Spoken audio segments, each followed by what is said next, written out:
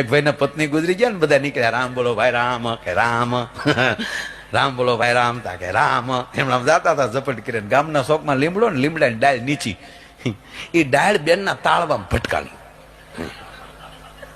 સમજી ગયા ને આમ જો કહું.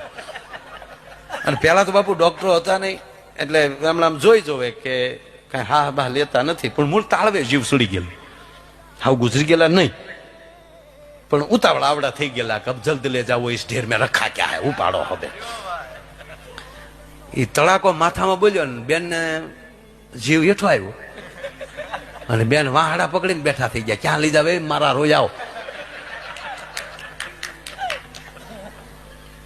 થોડો દિન હેઠું ઉતાર્યું, શેરી વળાવીને સજ કરો ને ઘીરે આવો ને પાછા ઘીરે લઈ ગયા.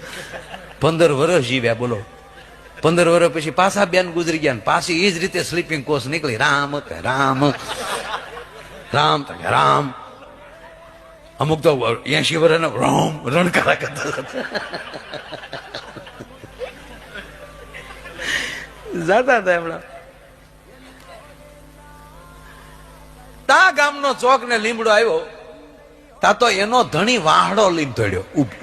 ઉભા રહ્યો, ઉભા વાહડે કરીને ડાળ ઉછી રાખીને પછી કીધું ધીરે ધીરે કાઢો. આ પાછી ભટકા હે તો 15 વર્ષની થાય.